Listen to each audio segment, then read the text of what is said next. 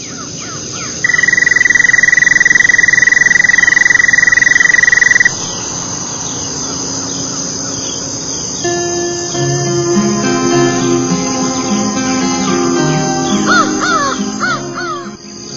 is incredible. You know, this doesn't look like anything I expected to find in this region. Some people that come through here, they don't realize they are finding this area. Out of place, out of time, exists a remnant forest known as the Lost Pines.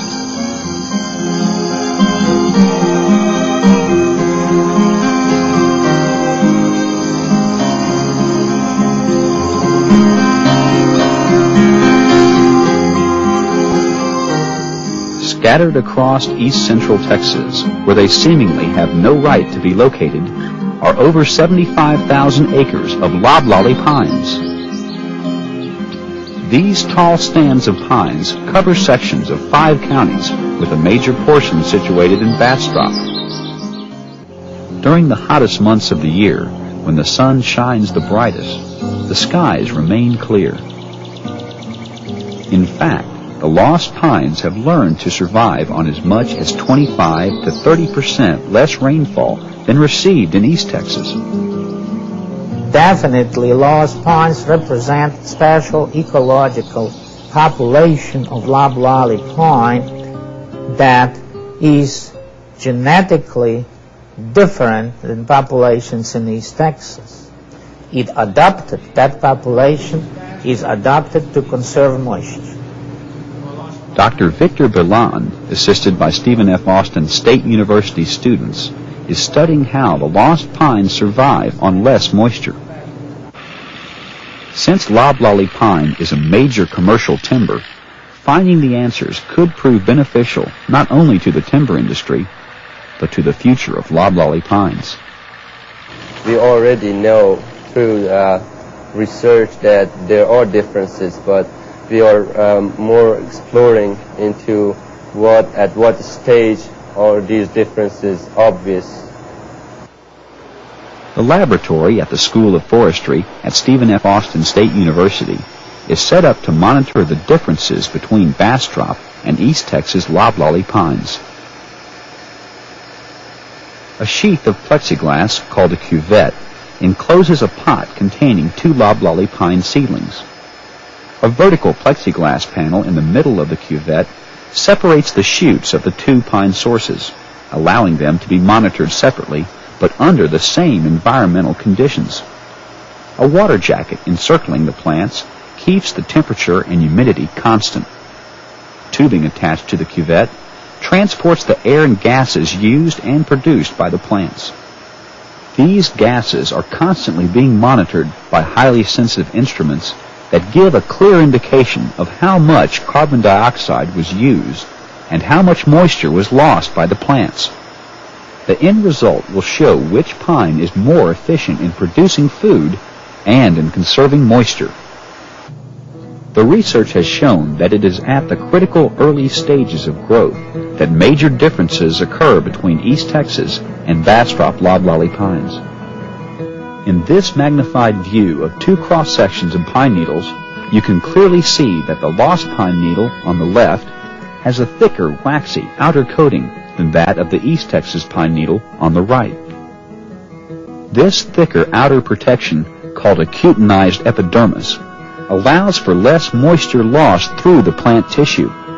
It provides this benefit to the plant mainly during its early stages of growth. But once the Lost Pines reach maturity, this difference is apparently lost. Pines lose water primarily through small pore-like openings in the foliage called stomates. Another critical difference is the Lost Pines have fewer pore openings and under moisture stress close them earlier, thus conserving more water.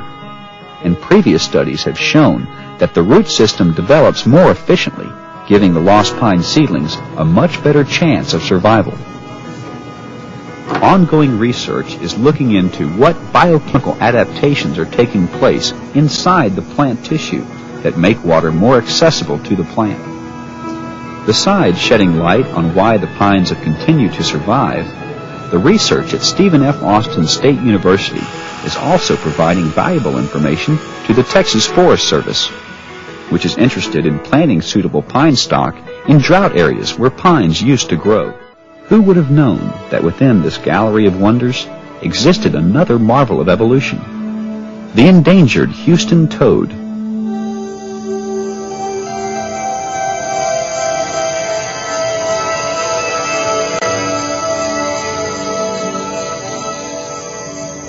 The Ice Age, responsible in part for the lost pines, is also thought to be responsible for the evolution of the Houston toad. Scientists believe that the toad evolved into a separate species when it became separated from its main population after the Ice Age.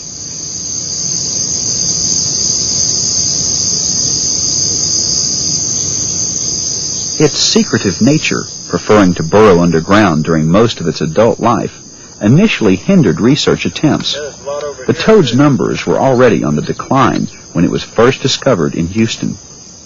Today, the Houston toad has vanished over most of its range. The only known populations exist in Burleson and Bastrop counties. These sites were declared critical habitat for the species, meaning that the federal government takes into account the toad's habitat before allowing development. Now, it's very strong here in Bastrop. There are many, many toads here in Bastrop, but they're confined to about a 70 square mile area of habitat, and it's like an island. And this is very, very dangerous because many, many different catastrophes could occur here and simply wipe out the whole population. For the past 8 years, Dr. Hugh Quinn and an assistant from the Houston Zoo have been searching the ponds and lakes in the Bastrop area for Houston toad eggs and tadpoles.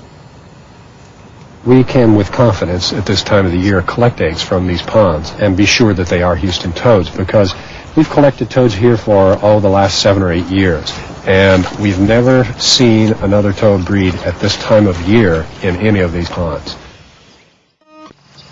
The remaining eggs and tadpoles are taken back to the Houston Zoo, where they can be raised and protected from predation. As a matter of fact, we really pamper them. We can accommodate between 2,000 and 4,000, raise them to little tiny toads, and then release them at the refuge after they metamorphose. Now, we hang on to a few here at the zoo because we also want to raise them to adulthood and get them to reproduce as adults. And then the eggs that are produced here at the zoo are also released at the refuge. Some endangered species people care more about than others because they're cuter. The toad isn't particularly cute, although I like the way it looks. It's not majestic, but it is a species that is on the brink of extinction, and we can actually do something about it. And I just think it would be a shame if we have this opportunity to try to save this species and don't.